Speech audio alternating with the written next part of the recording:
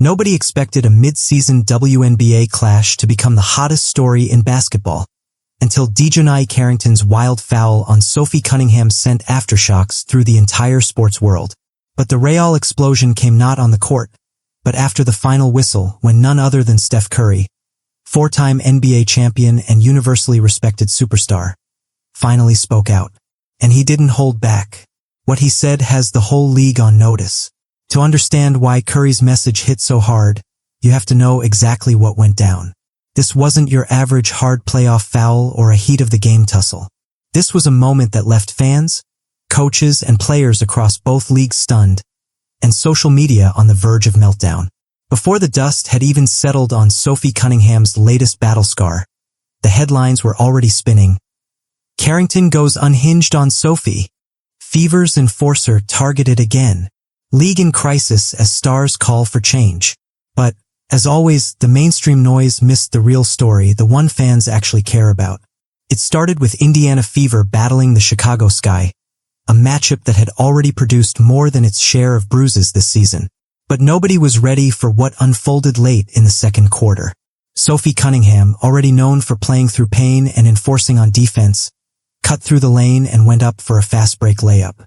DiJonai Carrington, trailing with a look of pure determination, went not for the ball but with a wind-up that belonged more in a rivalry than a basketball game.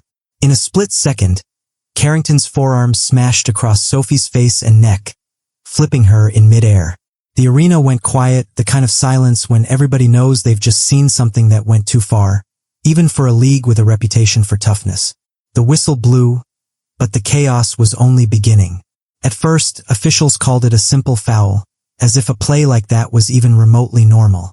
Then, after watching the replay on the big screen for what felt like an eternity, the call was upgraded to a flagrant 2, the most severe penalty short of outright ejection. Carrington didn't even wait for the boos. She was already marching off the court, jaw set, refusing even eye contact with Sophie or the stunned Fever bench. But the game wasn't the only thing boiling over. The crowd, a mix of die-hard Fever fans and Sky supporters, suddenly found themselves united in shock. Instead of Chicago defending their own, you could hear chants of "Sophie! Sophie!" as Cunningham picked herself up, blood visible on her mouth, refusing medical attention and signaling to stay in the game. For a brief moment, even rivals understood. This wasn't basketball. This was crossing a dangerous line. Off the court, the uproar only grew louder. Clips of the hit went viral instantly. Twitter, Instagram, Reddit, no platform was spared. Fans were united, demanding how a player like Carrington, with a growing track record of reckless plays this season, hadn't faced harsher punishment before. Even neutral WNBA watchers posted side-by-sides of past incidents. Ponytail grabs, body checks, elbows. Pattern of violence, the comments read. League soft on flagrant fouls. What if this was the NBA and not the WNBA? That's when the story exploded beyond WNBA diehards. NBA stars, legends, and broadcasters weighed in. But nothing shook the room like Steph Curry breaking his legendary silence. Curry's reputation isn't just built on greatness on the court. He's one of the most respected leaders in basketball culture. A voice known to transcend rivalries and politics. So when he finally called out the league in blunt, undeniable terms, everybody listened. Curry's message was direct and devastating. He slammed the WNBA's leadership for letting ugly, dangerous plays become the norm, calling for immediate reforms to protect not just the stars, but every player who steps on the court. He highlighted the hypocrisy. If this happened in any NBA playoff game, the entire country would be on fire. Yet here, it's just another night. His comments struck a nerve, the kind that brings awkward truth to the surface and doesn't let anyone escape looking away. And suddenly, the debate wasn't just about Sophie and Carrington. It was about a league at a crossroads.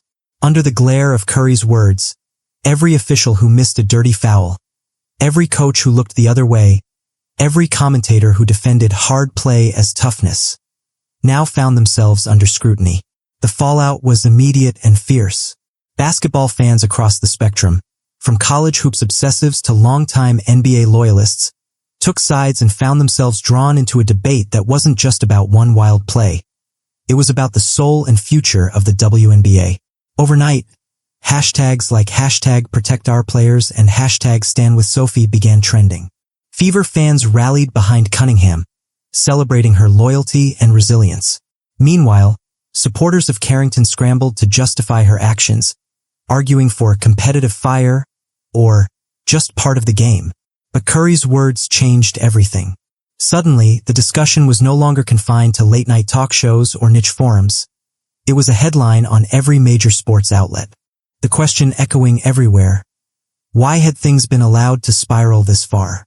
Video after video surfaced, documenting prior incidents not only involving Carrington, but a string of unchecked aggression across the league. Was this an isolated moment, or a sign of a deeper problem?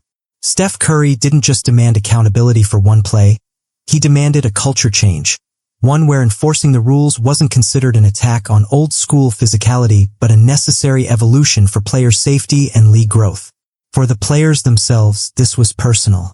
Sophie Cunningham, no stranger to pain or controversy, addressed the media post-game with a mixture of grit and brutal honesty.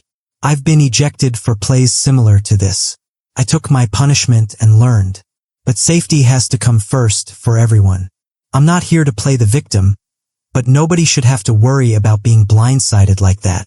Her candor resonated with fans, not as a plea for sympathy, but as a challenge to the league to choose between spectacle and responsibility. Meanwhile, social media became a battleground. Influencers, analysts, and former pros dissected the play frame by frame.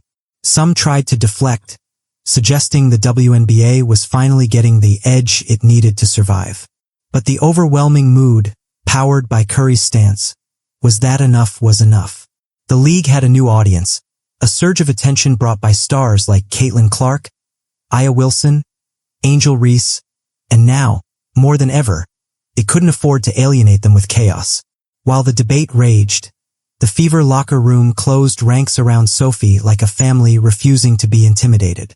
For Indiana, this moment became about more than standings or box scores. It was a test of culture, resilience, and unity. No one missed the symbolism. A team that had spent its season battling disrespect and physical play, now standing together under the brightest spotlight in years. Cunningham's jersey became a bestseller overnight. Comment sections overflowed with messages of pride, defiance, and gratitude. "That's how you back up your teammate," one viral post read. "If the league won't protect you, your family will." As for Carrington, her role as villain or misunderstood competitor, depending on who you ask, only grew. Old interviews resurfaced, previous altercations became evidence in a public trial conducted by basketball's most passionate jurors, the fans. Yet, the story was never truly about her alone. It was about the league's willingness to confront uncomfortable truths. Even some former enforcers from the NBA weighed in, reminding everyone that toughness and recklessness were not the same thing. Legacy is built on respect, not just fear. And then there was Steph Curry. His words echoed through press conferences, sports podcasts, and pregame shows for days. Unlike so many hot takes that fade with the next news cycle, Curry's intervention lingered because it carried the weight of someone who has always valued the game's integrity. He reminded everyone, fans and league executives alike, that young stars come to basketball hoping to build, not break, each other. That greatness lies not in brutality, but in brilliance, making the impossible look routine, and showing the next generation how champions actually lead. For the WNBA itself, the implications were impossible to ignore. The cameras might have been fixed on one violent collision, but the real spotlight was now on the league's choices. Would it clamp down on unhinged play in the name of progress and safety, or would it gamble on chaos, risking injury and bad PR? As the season raced on, every team, every ref, every rising star was watching for the league's next move. In the days that followed, the league office released a statement promising closer review protocols, hinting at possible suspensions and reforms. But fans were restless. They wanted more than words. They wanted a renewed commitment to fairness, to honoring the sacrifices and passion that women's basketball had put on display. For once, the power wasn't just in the hands of the officials or the commissioners. It was on the screens, in the stands and flooding every comment section online. Supporters demanded, "Protect the athletes, protect the sport." And through it all, Steph Curry's call for accountability became the anthem of a new era. His influence, unfiltered and undeniable, had forced a reckoning. Suddenly, NBA and WNBA stars began sharing videos, not only replaying the hit, but shining a light on all the moments of skill, teamwork, and inspiration that risk being overshadowed by reckless drama. For every viral clip of controversy, there were now equally viral clips of highlights, hustle plays, and acts of resilience. The contrast was clear. This is the basketball fans want to celebrate. Greatness over grudges. Progress over pain. On the court, the Indiana Fever turned the crisis into chemistry. Sophie Cunningham, bruised but unbowed, became a symbol for standing tall in the face of adversity. The Fever's comeback win over the Sky didn't just boost their playoff hopes. It became a defining moment of belief. Even rival fans cheered the courage on display, commenting that this team was the heart of the WNBA and a reason they were tuning in week after week. New fans found heroes. Old rivals found respect. As the season pushes ahead, the impact of those few chaotic minutes and Steph Curry's refusal to let it pass will be measured not just in policy changes, but in the culture and conversations that follow. The message is simple. Greatness grows in the open, not in the shadows of unchecked violence. If you believe in loyalty, real change, and the future of the game, this is your moment to stand up. Because sometimes, it takes the voice of a legend to remind everyone why we fell in love with basketball in the first place.